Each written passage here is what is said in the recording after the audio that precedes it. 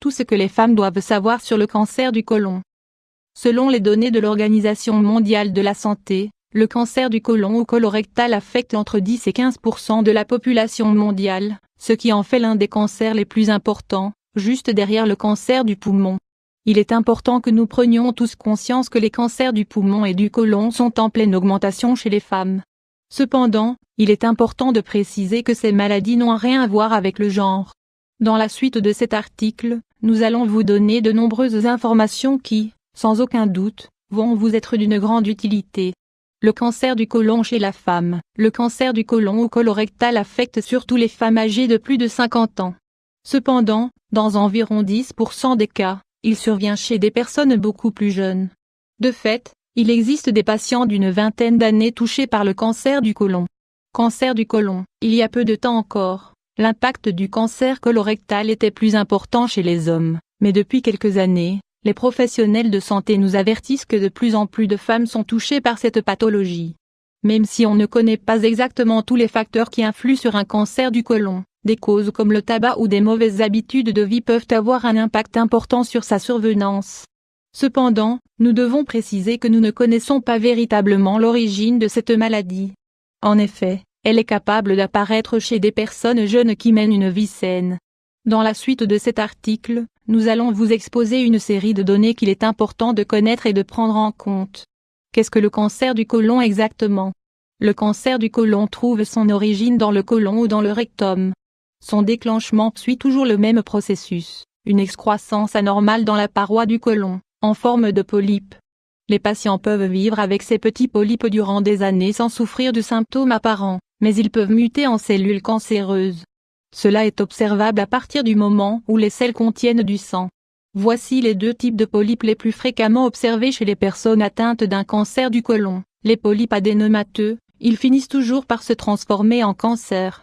Les polypes inflammatoires et les polypes hyperplasiques, ce sont les plus fréquents, et généralement ils ne se transforment pas en cellules cancéreuses. Mot estomac. Quels sont les symptômes du cancer du côlon chez la femme? Les symptômes du cancer du côlon chez les hommes et chez les femmes sont similaires. L'unique différence réside dans le fait que les femmes peuvent moins donner d'importance aux symptômes de cette pathologie, car elles peuvent les confondre avec d'autres problèmes liés à leur corps. Des épisodes de constipation et de diarrhée, ces troubles sont très fréquents chez les femmes, ce qui ne les incite pas à se rendre chez le médecin. C'est un danger qu'il faut prendre en compte. De la fatigue et un manque d'énergie, c'est également un symptôme très caractéristique de différents problèmes féminins. Des gonflements abdominaux, une sensation de lourdeur et des digestions lentes. Le cancer du côlon provoque également une apparition soudaine de sang dans les selles. Si, de plus, vous remarquez que vos selles sont très fines, c'est une donnée qui devrait vous inciter à rapidement consulter votre médecin. Gardez à l'esprit que le sang présent dans les selles n'est pas toujours visible à l'œil nu. Cependant, si vous en observez, cela peut aussi vouloir dire que vous souffrez d'anémie. Même si vous associez ce symptôme à une maladie que vous connaissez, nous vous conseillons de consulter votre médecin car cela pourrait être le signe d'une pathologie plus grave.